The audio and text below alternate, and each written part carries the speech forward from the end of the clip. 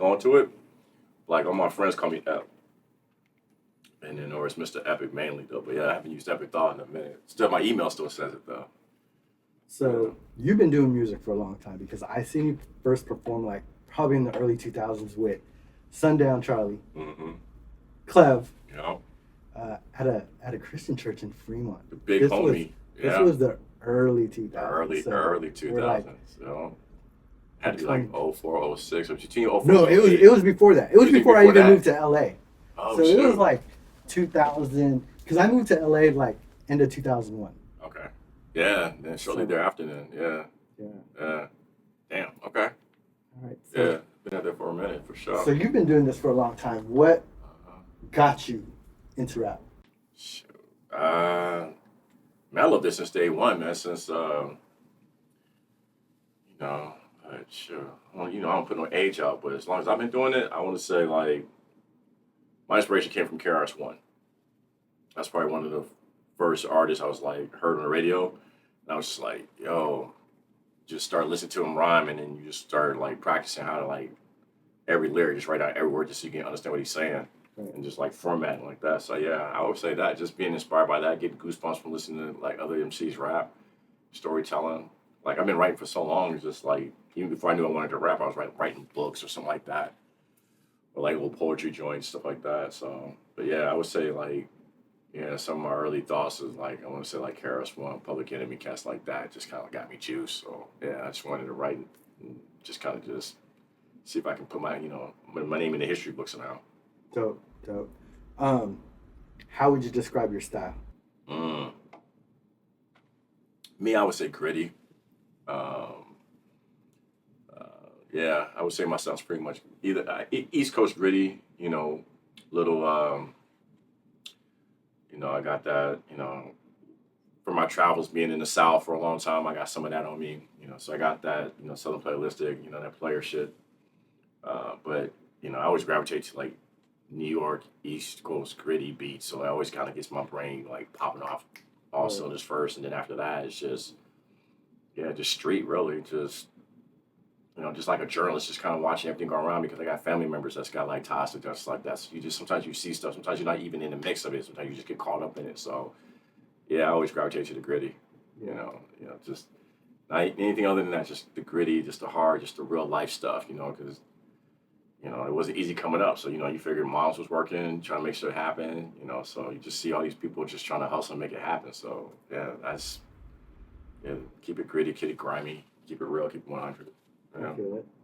So I know you've been doing this for a long time. What has been like a couple of the biggest challenges you've faced as, in the music industry? Staying consistent, man, because you can get so drained, just trying to like, between doing ciphers and going to shows and, trying to get your stuff heard by some label before everything started changing the way it is now. But, going to, cipher battles, going to, showcases, and then getting signed by a production label, and then going through that drama as far as that falling apart, so it's just staying consistent because it can be, this is not for the faint of heart. Like, you really have to love this game to even stay in it, just to continue writing, continue wanting to record, try to put in some hands that people don't want to listen to your music, because then you start doubting yourself. It's like, all right, am I, is my bar strong enough? Is my delivery strong enough? Am I writing songs that people want to connect to? Things like that. So that stuff always kind of plays in your head, like, all right. So then I just got to a point where I'm like, man, I'm just gonna write for my boys, man. So now, like, I write a lot more times. I just write for my boys, like, and just hopefully that takes off, because I write stuff to try to make you laugh, try to make Danny laugh. Like, I try to write stuff that's like, all right, if we're in our cipher and stuff like that, just try to write stuff that my boys are gonna appreciate and kind of connect to, and then hopefully build from that and see if the other audience can connect to it too. So. Right. That's dope. What do you hope people take away from your music? That I'm authentic, I kind of got the, I'm a jokester. I like cracking jokes, I like making people smile and laugh, stuff like that. I like putting something kind of witty, something hidden in the bars a little bit, kind of like come back to it, like, oh, that's funny, like that. I just, that to me makes, I want to give information. I also want to share information. So I use my platform for that, kind of like, I like politics, I like anime, I like cracking jokes. So I kind of just want everybody kind of just like, when they listen to my joint, like, oh, that's my dude app. Like, that's fam. That's the homie. Anywhere I pull up once, might be like, yeah, just welcome me in like I'm family. So Yeah. This was a question that I asked Triangulum Danny hmm in our interview, but who would be your dream collaborator or to collab with and why? It could be, okay, alive or dead. alive or dead, Yeah. rapper and producer. So, who's your dream rapper collab, and who's your dream producer collab? That's a tough one. But not like I think for the rapping part, I would love to have to do a joint with Pac. Um, just because I feel like his story was kind of, I ain't gonna say similar to mine, but the fact that he was on the East Coast and West Coast and had that back and forth and had that kind of broad span, like I could relate to that coming from, Chicago, coming from Gary, coming from, Georgia. So having all those influences on me before I get to the West Coast, because I mean, again, it basically got a lot of influence on my music too. So Pac would be one I would say for sure, just because of that, coming across the country like that. As far as producer goes, though, is everybody gonna say the same? It's gonna be the Dre, it's gonna be Tim, you know. Shoot, man, even Just Blaze, man, because I like the way he puts some stuff together too, man. So if I had to go like that, like somebody probably can like really unlock, because I feel like the way they talk about Dre, like you probably will unlock a level that you didn't even think you had, because you definitely gonna have to work. Like, so I kind of like that idea of that challenge. But as far as like just hearing like melodic beats stuff like that, I probably would say like Just Blaze. Hell, I would even like love to like Kanye West, like just because he's at Chicago also, and then his ear is crazy. So, but yeah, I would probably say Dre for the fact that he's so hard challenging, and so it elevates the artist. But yeah, I like a lot of Just Blaze joints back in the day too. So I probably would like to see that happen too. What is one thing that would be surprised to know about you? What would surprise people? I, I would have to tell you because I keep everything up close to the vest. So I don't say a whole lot. I just but I don't say it in the music. If I don't say it in tight circles, I mean, shit. Surprise about me, huh? I don't know. You know what? It's hard to say because I don't always talk about a lot of stuff personal. Like I mean, I got my sons, I got my daughters, so I don't think a lot of people know I'm a family man per se. Yeah. I try to keep that separate, a lot of times just because I very compartmentalize my music and my life, trying to keep it separate because you never know. Everybody got their stories and everybody got their lives living. So yeah, I think people probably be more surprised that I'm a family man, how much and how important family is to me. Yeah. Because, I got songs like Wet and I got a lot of, provocative kind of songs too because, I like provocative shit. I like some of the sexier, the under the collar kind of stuff. So yeah, I think a lot of people probably be more surprised that I'm a family man with a large family and my connection to my family being my biggest strength when it comes to doing this music. Yeah. In your current catalog of music that's out right now, Mm-hmm. what is your favorite song and why? Oh man, I mean, as far as what's released right now, I would probably say Wet's probably my favorite one.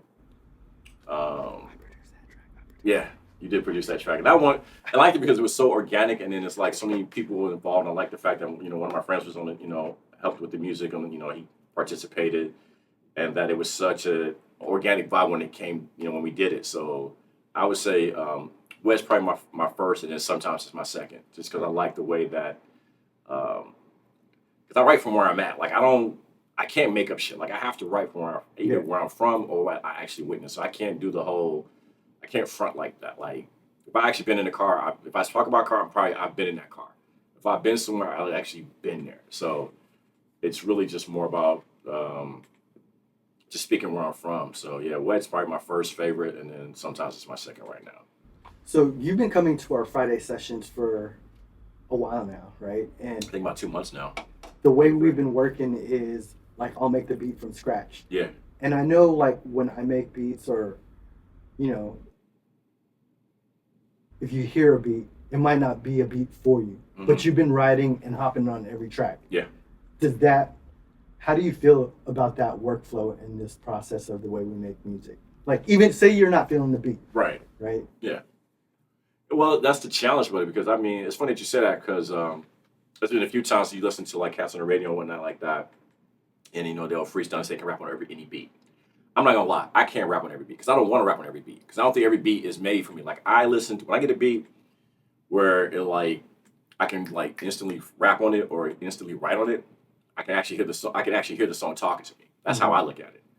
There's a beat that's not really, I'm not really connecting to, but if one of the homies said you got a concept or say Danny got a concept, then I can build off that because it's like all right, well, as long as I have a topic or concept, then I can figure out how to build from that, and then just trying to find my pockets inside the mix. So I like it as a challenge because I feel like it broadens me as an artist. So I don't always want to be pigeonholed in one track, you know. Right. So it's kind of like I like the Afro beats, I like the techno, I like the hip hop, you know, I like the R&B. So it's kind of like all right, maybe not everything's gonna jump, but it's maybe because I don't hear something, and then listen to certain other artists like unlock it. I'm like, oh, now I hear it, now I get it.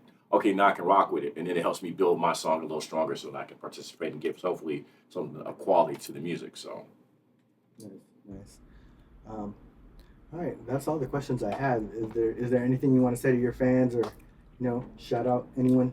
Well, yeah, I'm gonna shout out High Def. We got Only You out right now. That's one of my favorite tracks right now.